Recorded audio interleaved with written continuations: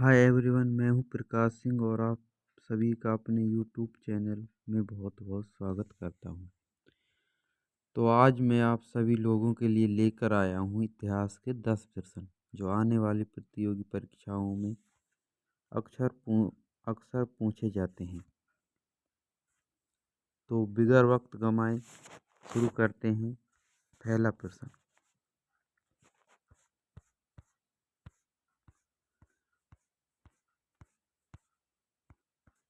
तो हमारा पहला प्रश्न है, मोहम्मद गजनी ने भारत पर कितनी बार आक्रमण किया था?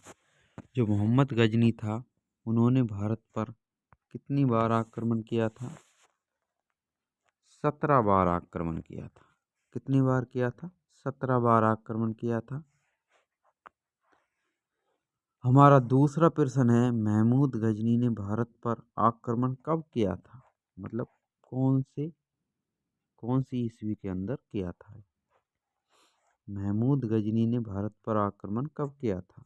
ऑप्शन नंबर 1 1200 ईस्वी में, ऑप्शन नंबर 2 1000 ईस्वी में।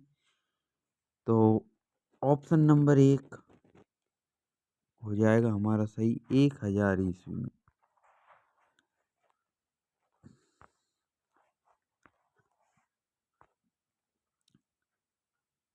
हमारा तीसरा प्रश्न है, महमूद गजनी ने सोमनाथ मंदिर पर आक्रमण कब किया था?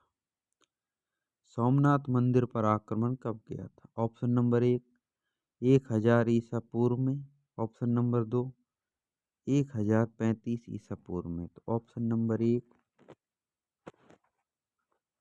1025 ईस्वी में आक्रमण किया था।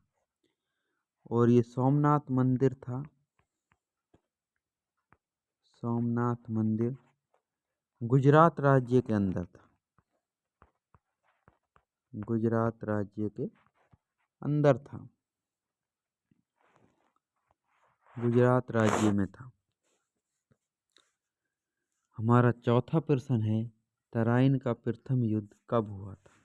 जो तराइन का युद्ध प्रथम युद्ध हुआ था वो कब हुआ था?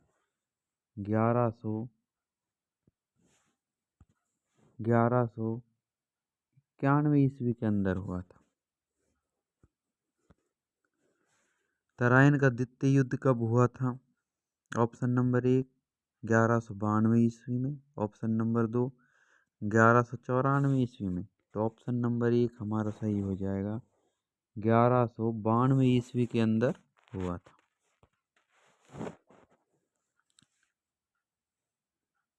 चंदावर का युद्ध कब हुआ था? 1194 ईस्वी में, 1196 ईस्वी में। तो ऑप्शन नंबर 1 सही हो जाएगा, 1194 ईस्वी के अंदर हुआ था।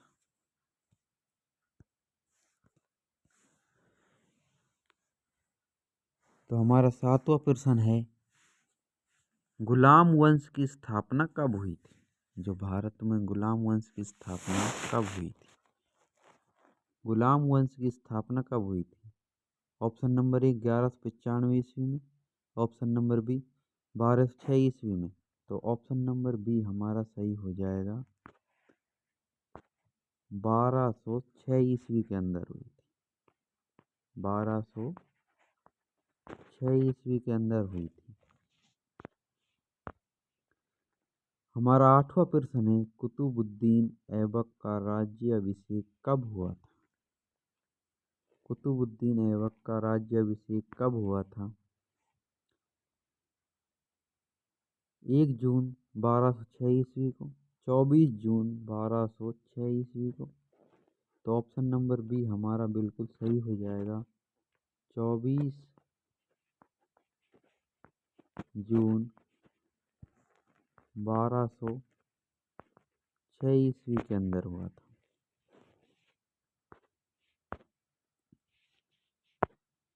हमारा नवा प्रश्न है,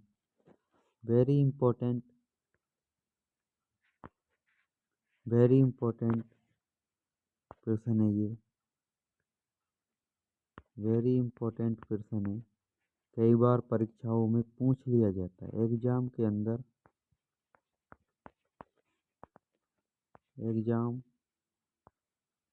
अंदर पूछा जाता है ये प्रश्न।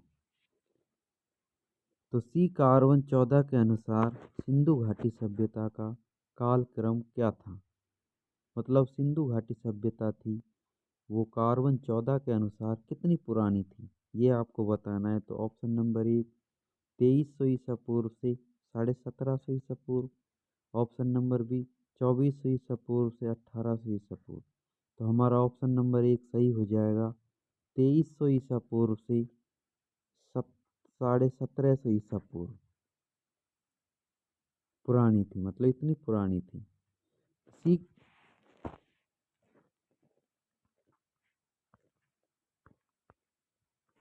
सी 14 कार्बन के अनुसार मतलब क्या होता है इसमें, कोई भी वस्तु के अंदर कार्बन की मात्रा जितनी कम होती है वो वस्तु उतनी ही पुरानी होती है। इससे ये पता लगाया जाता है कि कोई भी वस्तु के अंदर जितनी कार्बन की मात्रा कम होगी वो उतना ही पुराना है, और जितनी ज़्यादा होगी उतना ही नया है। तो ये प्रश्न आपके लिए बहुत इम्पोर्टेंट है, इसे याद रखना। तो हमारा अगला प्रश्न है, सिंधु घाटी सभ्यता का भारत में सबसे बड़ा स्थल कौन सा है?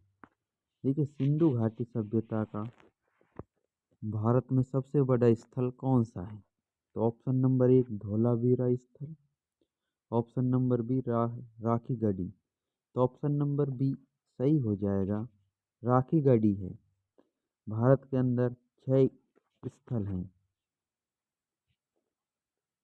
सिंधु घाटी सभ्यता के 6 स्थल हैं। हड़प्पा सभ्यता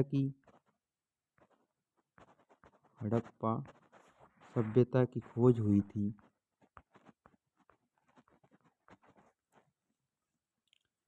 खोज 1922 के अंदर हुई थी और दयाराम सैनी ने की थी। तो हेलो एवरीवन, ऐसे ही प्रश्न देखने के लिए हमारे यूट्यूब चैनल को लाइक, शेयर और सब्सक्राइब करना ना भूलें और बेल आइकन को बजाना भी ना भूलें। धन्यवाद। शुभ रात्रि, गुड नाइट। मैं प्रकाश सिंह आपके लिए नए प्रश्न लेकर आऊँगा। हमारी क्लासें होती हैं, मैं रात के 9 बजे क्लास लेता हूँ। तो ज़्यादा से ज़्यादा इस क्लास को सपोर्ट करें। धन्यवाद। Good night.